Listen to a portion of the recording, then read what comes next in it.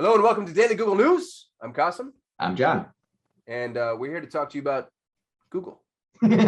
So what Kasim doesn't know is I didn't tell him again what we're talking about today. So I'd like this format because all of the people watching probably have the same questions you do. And so as you ask those questions, I can answer them and the audience can be amazed. It's like a magic show. Like a magic show, yeah. And Yeah. I'm the proxy. There you go. Yeah. That's perfect. You are in, this whole online doing a presentation to no audience. I have to have someone to talk to. So this works. I'll be someone. Let's do it. I'm I qualified. Perfect. Cool. I'm just going to share my screen because I want to share a story. It's story time with Kasim and John. That's what we should call it. Story time. Story time with Kasim and John. So this is a new Google Ads campaign that was just launched on the 15th. So 16 days ago. And you're going to see conversion value here. The red line is a conversion value for the first, what is this? Like a week worth of traffic. And then I made a recommendation to the client to make a change based on data. And this is what the next week looked like. It looked like a lot more. And what's cool about this, good. More. It's going up. But the last kind of 7 days versus the previous 7 days, ROAS went up 306%, conversion value went up 282%, and our cost went down 6%. And it's a pretty big jump. So, making 11 sales up to 30. The conversion went from, hey, we made 378 now to 1449. And the ROAS went from kind of sputtering at 43 up to 174. And this is just the first 2 weeks of the campaign. So we're kind of getting ramped up. But here's what happened. When they first started with us, and I'm gonna have to blur out the products, so I can't share with you the product name, but you'll see a trend here. And what you'll see is that this top one here has 32 conversions. And let me actually pull in some metrics so you can see the conversions and performance. Conversion value by cost, perfect. So the conversion value by cost was 1.01. And this is kind of like the last 2 weeks here since we started. 32 conversions, 1.01. The reason why this had poor performance is all of the other products were excluded. They only wanted to run this one product. And that's why I got a jump start. And so when I asked the client, well, why do you want to run just that one product? You have other products on your site. And they said, well, it's just the first one we want to run, we want to test. I said, okay. I might come back to you though and say, well, people are looking at and buying other products. So we know the way to look at that. And we've had a video about it, but we could look at analytics and look at e-commerce, yada. But what I want to share is something special. You can actually use Google Ads to tell you what products people are looking at that need to be remarketed, even though your products aren't running. So Google Ads will tell you, hey, you're running this product, but if you ran this product, you'd actually get some good performance. And Google Ads can tell you that. And I figured it out. And I think this is pretty cool. So in tools and settings, under your audience manager, under your data sources,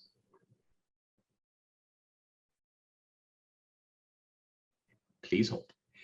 In the Google Ads tag here. Now I can't do this because I can't show the exact thing I saw, but I'll share with you what it looked like. Because I can only do 7 days or 30 days. But in 30 days here, what you look at is take this parameter, change this over to ecom prod ID hits, and you'll see there's ecom prod ID hits going from the 16th, 17th, 18th, 19th, and 20th, 21st. This is before we added the other products. Now, back then, I can't isolate this time period, but what you do is you look at ecom prod ID here and you click on this, and this gives you the value parameter. And we'll share with you, hey, you have this one here, which is our main product that they wanted to start with. But at that time, the 9349, I saw, okay, that was good. But then I saw like 5 more. I saw this one here. I saw this one here. I saw this one here, this one here, and this one here. And what this meant is, hey, this is what your website is actually sending back to Google and say, hey, they clicked on this product, but they took this product and they spent the most amount of time on it. They left looking at this product, or this is the product that's in their cart and they didn't buy. Go ahead. So if these products were enabled, then they would have remarketing campaigns, but because they're not enabled, there is no remarketing campaign. Right. But you're using this as a predictive tool to tell the client this is the product we should be prioritizing. Yeah, people are coming in on a product that you want to market, but they want to buy the other products. And this works with, is this traffic agnostic, I imagine, right? If organic, Facebook, whatever, all of the traffic is being counted, not just Google Ads traffic that then transitions to other products. Exactly. Now it's isolated in here because this is a brand new website with brand new product. The first time Google has ever seen this. It's got no organic, no direct, no email, no Facebook. It was on Amazon only. So it's kind of cool. This is the first time we're seeing this. And so this is like really isolated. Like it can't be any other outside traffic. Now you're right. This will though show you traffic agnostic. In this case, it didn't. So it's really like a strong indicator that says, hey, I know you want to market this product. I said we should start with all. Understand that we want to just test this, but we really should add these other products in like as soon as we can. Had a meeting with the client, showed them this data. They said, yep, let's do it. And so with those e-com product IDs firing back, what you look at is, and we got to blur these products out again, but do you see these Shopify IDs? This is what was being sent back. You can match up what Google is sending back to you with the exact product that you need to enable, because people were coming in on the product that you wanted to market, but they wanted to buy the different product. Now, what's funny is if someone though buys a different product, it still looks like the product you originally wanted to market was the one that was sold. That was not the case. So let's pause there, and we're going to say that again for somebody who's new to this. Because most people won't necessarily be aware of that. If you're advertising, let's say you have a 10 product set, but you're only advertising one of those products. If somebody clicks on that one product, but then buys any other product, Google's going to attribute the purchase to the product that you're advertising that they clicked on, which makes your data a self-fulfilling prophecy. It's like, oh, well, I'm advertising product A and product A is getting all the sales, when in reality, product A is getting the attribution, but the sale is product B, C, D, E, etc. And what's so funny too, is when you enable the other products, since this is the product that got the head start, because it was running a week before everything else, it started to make the sales, but it started to make sales that weren't actually this product. So Google's just like, okay, just put all of your ad spend to that. Well, that's bad because it's a false positive. Right. Google thinks it used to sell good. Now other things are starting to sell. And if we look at this last 7 days, what's interesting is this was the product that he wanted to sell. And if you look at the previous 7 days here, this product actually has gone up 112% more conversion value by cost, because a bunch of people that used to click on this are now being remarketed the new products. And the new products are actually getting 224, 181, 178, and 1063 in ROAS. These together are all better than this 1.40. So it's just so funny how they said it looks like there's demand for the other products. And then we added in there, it has more sales with better ROAS, and actually lifted the poor performing product to now 112% lift, because I can remarket to the original click that came in. And since I'm using first click attribution, these are starting to get more sales now at a better ROAS, probably because, and I can prove this, they're buying the products I'm now remarketing to them. How did you find this? How did you find, because like what you're saying here, first of all, nobody's ever done this ever in the history of Google Ads, guaranteed. This is, so if you're watching this, you're welcome, because this is freaking gold. I have a couple of beefs with it that maybe you can help me pick apart, but this is brilliant. Yeah. But how did you find that section? I mean, dude, you're 15 layers deep at that point. How would the average person identify that opportunity from a data-driven perspective? Well, you know what's so funny is with the new campaign, I'm always super hypersensitive about e-com product ID not firing, because that's 66%. It's always the error. Yeah. It's 66% of what smart shopping does. It's remarketing, dynamic prospecting needs e-com product ID. Otherwise, it's just like a click on the ad. Did you get a sale? No. All right, whatever. So knowing that in the first week or two, as this is starting to ramp up, that is the most important thing that you look at in a smart shopping campaign is remarketing and dynamic prospecting working. Well, me just checking that, I expected to see just that one remarketing tag for my product ID. And when I saw the other 5 and I saw they're getting hits, I'm like, oh man, like that's what's going on. There should be using this to diagnose a potential other issue. Right. I was just checking in on the issue to see, like, is this still working correctly? Because it's going to fail.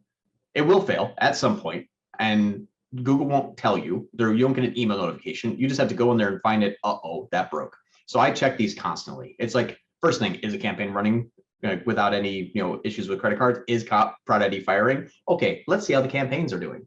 Because otherwise, if e-com product ID is firing, nothing you could change. If e-com product ID is broke, nothing you could do in the campaign is going to fix anything. It's just going to be just like a crashing plane after that.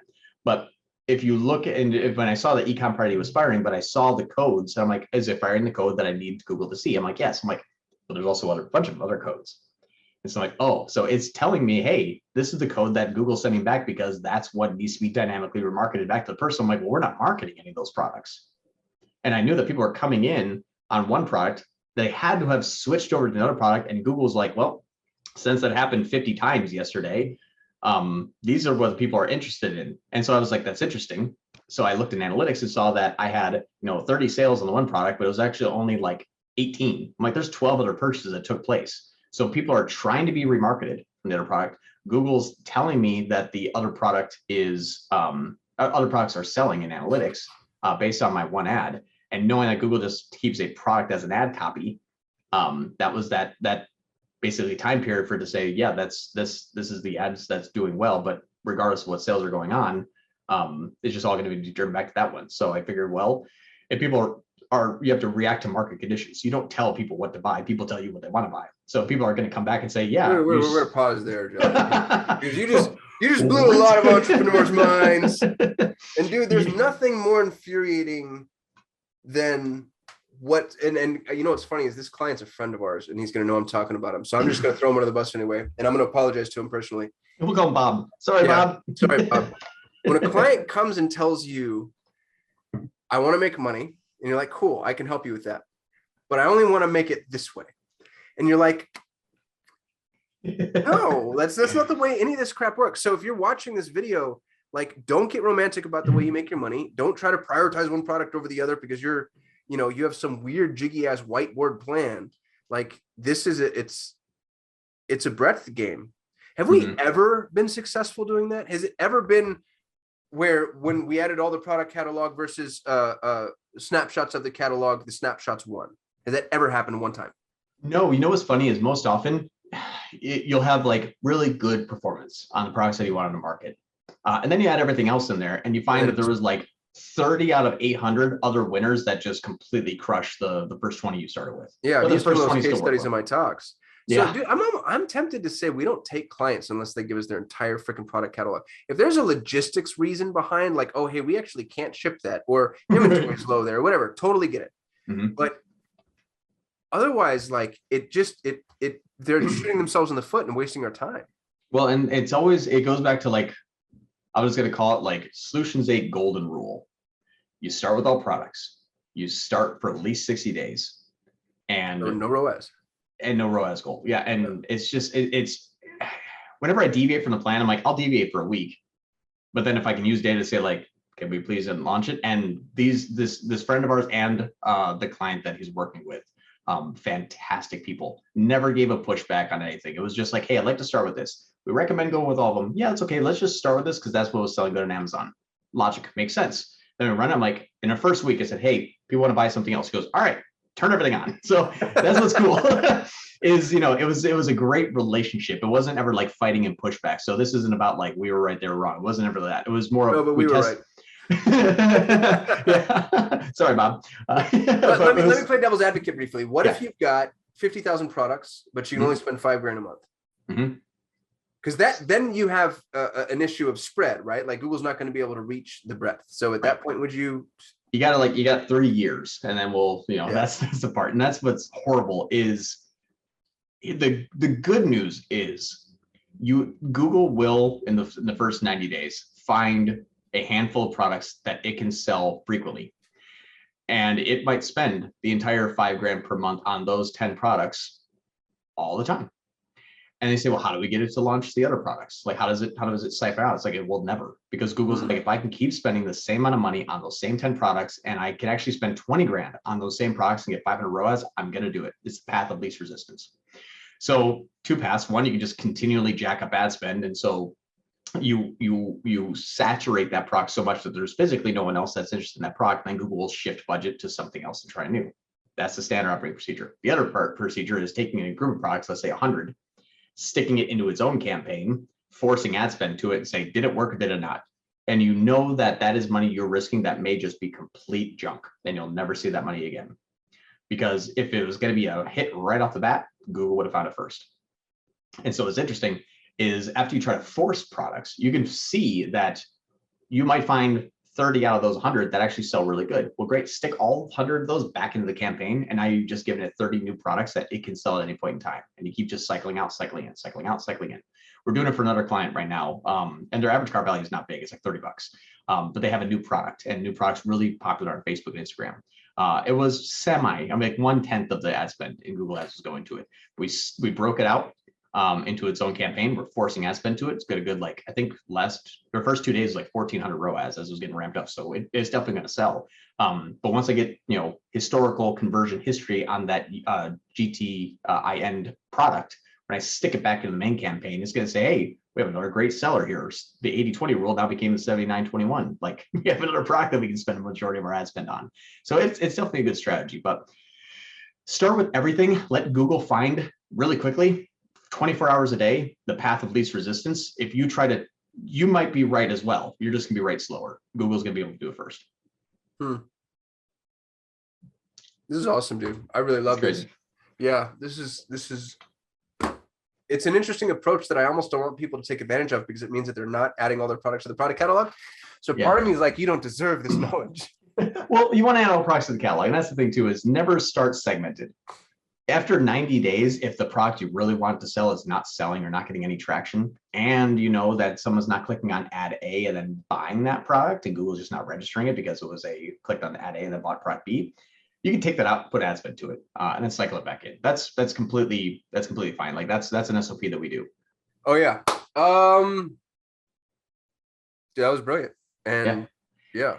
It's cool. Like we go deep, and it's all for free on YouTube. So please call us and pay us money, because it's getting exhausting. We're doing this to earn your business, in case you weren't aware. Wink, wink, nudge, nudge. Huh? Yeah, and we do this every day. So subscribe, and we'll see you tomorrow. Sounds good. Thanks, everyone. Thanks, thank you so much for watching. If you enjoyed the video, please give us a thumbs up. That lets YouTube know we actually know what we're doing. We shoot a video every single day. So if you want to be notified, hit that subscribe button. And if you have any input, don't hesitate to hit us up in the comments. We'd love to hear from you. We get very little human interaction. Thanks for supporting our channel, and hopefully I'll see you tomorrow.